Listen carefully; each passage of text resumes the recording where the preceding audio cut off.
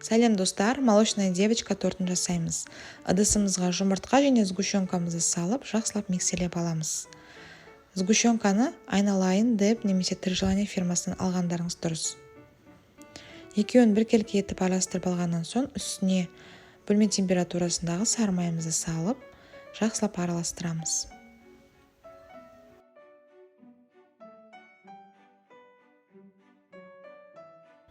Массамыз біріккеннен соң ұнымыздың үстіне разрыхлителімізді салып, кішкене араластырып, массамыздың үстіне салып, қамыр дайындаймыз.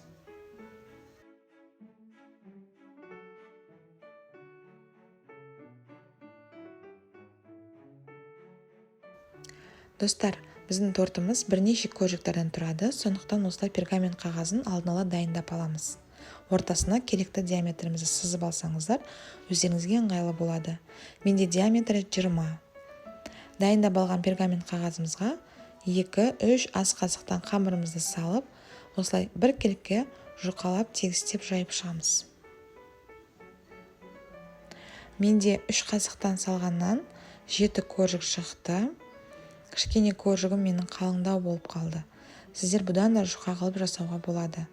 1,5 қасықтан салсаңыздар, жұп-жұқа әдем болып шығады деп ойлаймын. Және көбірек көжіктеріңіз шығады, сол кезде торттарыңыз да әдемі болады. Биіктеу болып шығады.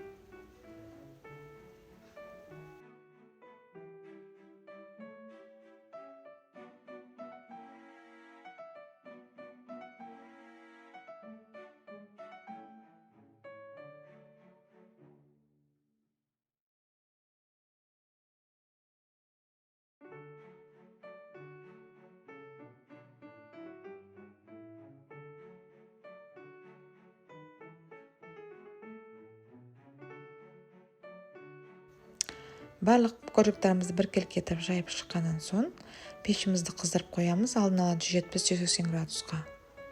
Қызып тұрған пеште көжіктеріміз осылай қызарғанша пісіріп аламыз.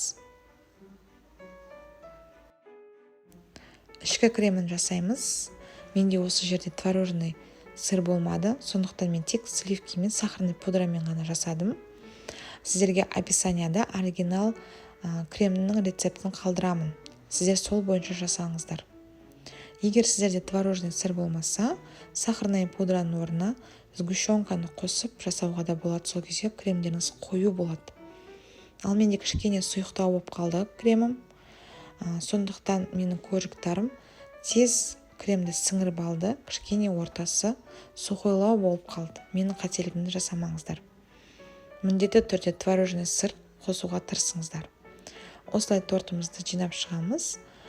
Көжіктеріміздің үстіне кремнен 3-4 ас қасықтан салып, біркелкі етіп жайып шығып, осылай тортымызды жинап аламыз.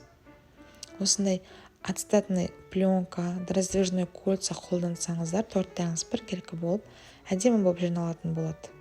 Кремдер артық шығып кетпей жан-жағына. Дәл осылай кремдерімізді, көжіктерімізді теріс бетіне қойып жинаймыз. Сол кезде торттарыңыз тегіс болып шығады.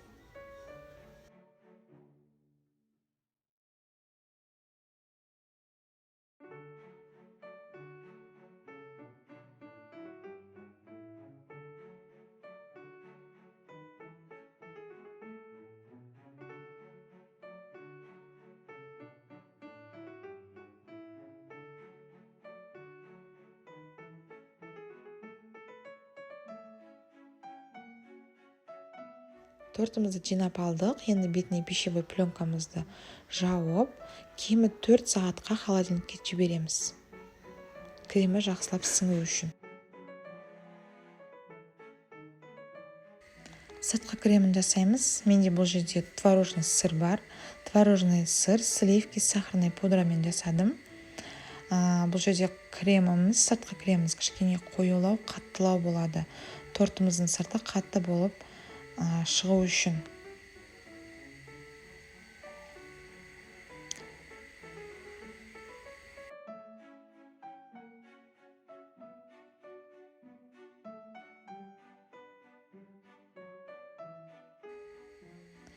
сыртқы кремін жағып шығамыз. Тортыммен де бір түн холодильникте тұрды. Кремі сіңіп кетті және менің тортым жұмсақ болып шықты.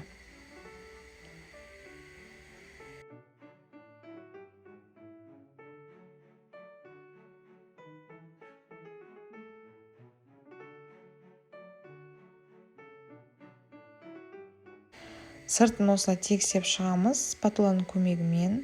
Менің ішкі кремім мен сыртқы кремім бірдей болмағандықтан менің тортым осылай болды. Сіздерде егер ішкі кремдеріңізге творожный сыр қосатын болсаңыздар, торттарыңыз түп-түзу қатты болып шығады, яғни формасын ұстап тұратындай болып. Ал менде кішкене жұмсарып, кішкене қисайып қалды тортым. Менің қателігімді жасамаңыздар. Осылай бетін әрлеу үшін азғана кремді алып қалып, краситель қосып, өзімнің фантазиям бойынша әрлеуге тырыстым. Ал сіздер өз қалауларыңыз бойынша әрлеуге болады торттарыңыздың бетін. Негізі ең жақсы торттың бетін әрлеу ол жеміс жидектермен, яғни клубника, голубика, малина мен әсемдесеңіздер, торттарыңыз өте әдемі болып шығады, әрі дәмді болып шығады. Достар, тортым идеальны болып шықпаса да, ең бастысы тортымның құрамы таза, ағзаға ешқандай зияны жоқ, качествосы жоғары өнімдермен жасадым. Сіздер де өз отбасыларыңызға, жақындарыңызға осы рецепт бойынша жасап қуантсаңыздар болады. Барлық махаббатпен, ынта-шынтамен жасалған кез келген торт сөзсіз дәмді әрі әдемі болып шығады. Бұл тортты мен екінші анамның туылған күніне жасадым. Келген қонақтар да, өз отбасыма да өте қатты ұнады. Сондықтан сіздермен де бөлісуді жөн көрдім. Осы видеода мен өзім жасаған қателіктерді, кем-кетіктерімді барынша айтуға тырыстым. Сіздер де міндетті түрде жасап көріңіздер осы рецепт бойынша. Жақындарыңызды қуантыңыздар. Менің каналымды қолдап кетуді ұмытпаңыздар. Сіздермен бірге болған Жанар Бегалықызы. Келесі видеоларда кездескенше.